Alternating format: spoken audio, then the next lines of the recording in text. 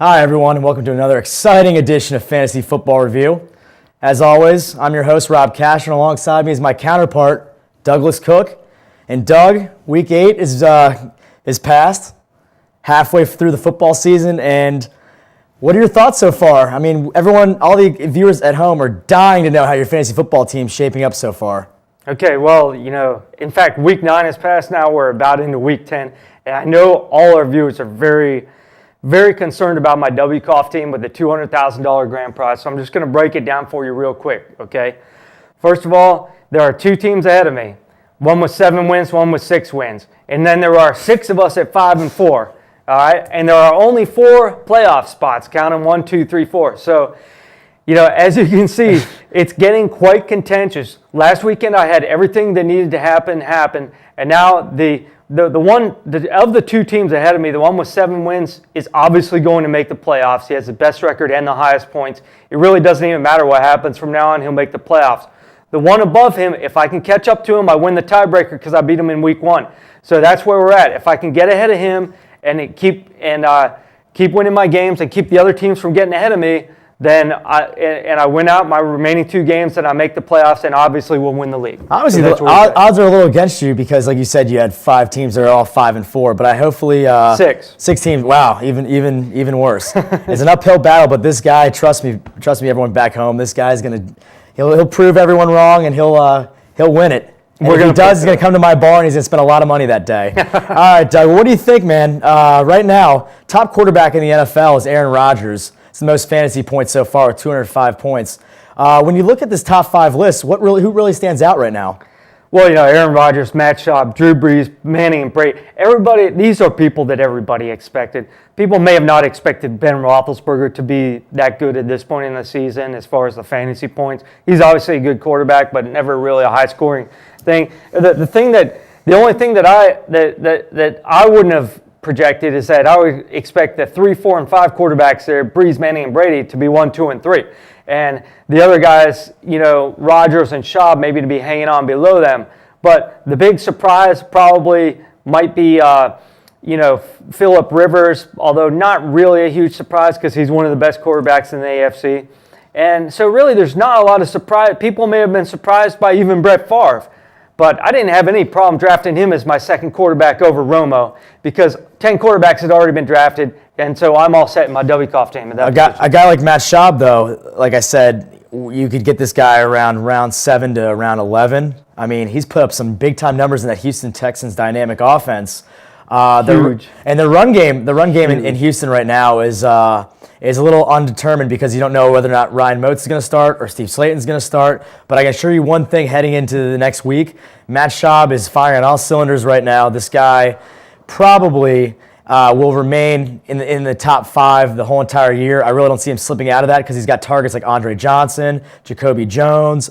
Even though Owen Daniels is out, Kevin Walter steps in. He's also a big red zone target. Look for this guy to do big things, especially down the stretch. And I know that he's got a very favorable schedule, even though he plays against Indianapolis and Jacksonville, 2 defenses that weren't as good as they used to be.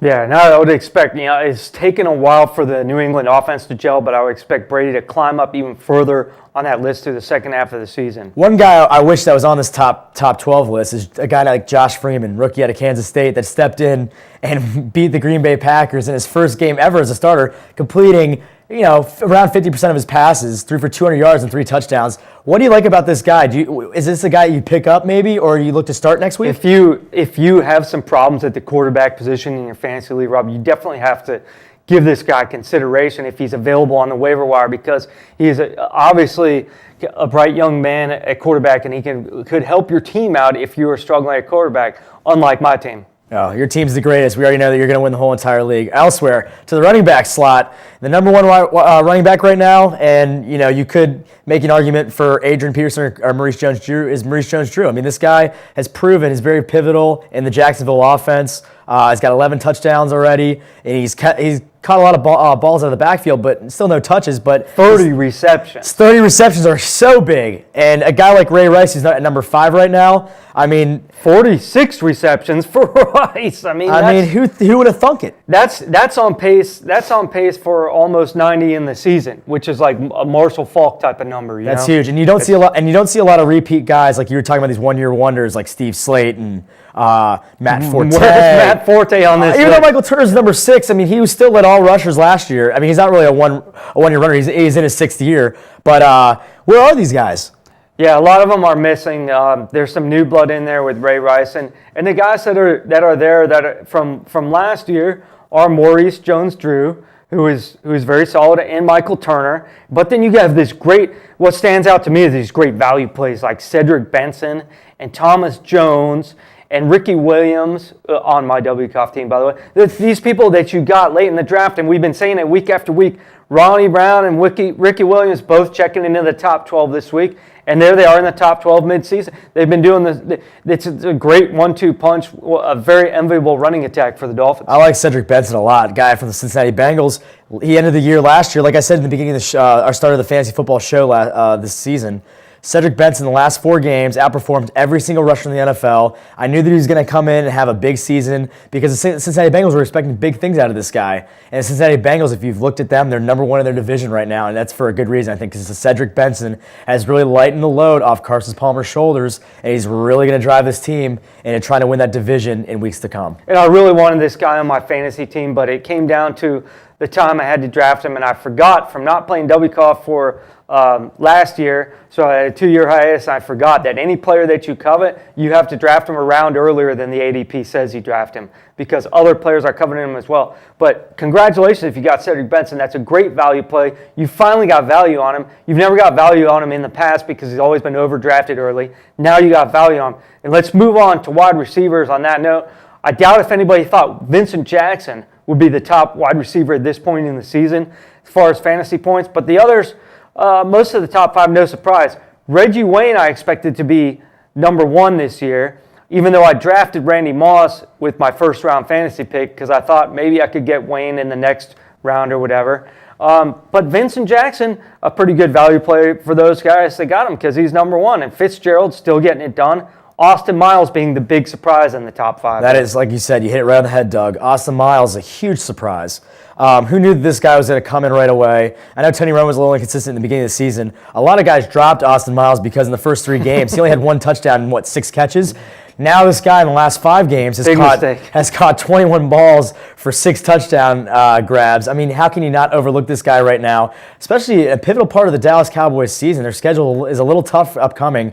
Miles Austin's a must-start in all fantasy leagues. And if you drafted this guy in the 12th round or 13th round, congratulations, you got an awesome pick. Another guy that I really thought was going to do well is Deshaun Jackson. He's really key to the Eagles' offense. He's got 6 touchdowns of over 50-plus yards. If you're playing a bonus league like I do, and I'm sure Doug does, you're getting more points based off those long touchdown grabs. A guy like Donald Driver has been a huge surprise thus far for the Green Bay Packers. And a guy like Greg Jennings, wasn't a surprise for us, though. Yeah, right. We both liked his value and what he brought to the table. Drafting him in the 12th round or whatever. Oh, absolutely. And you got a top 10, top 12 wide receiver. And you have a quarterback thrown to you who's number 1 in the NFL right now. But a guy like Greg Jennings, who everyone thought was going to keep that momentum and going from last year, has really disappointed a lot, like myself. But I still see big things out of Greg Jennings, and I think that the Green Bay Packers offense and everyone, if you see the top 10 list, I think it really shaped up, except for the exception of Miles Austin and Vincent Jackson, really shaped up to what we thought was going to happen.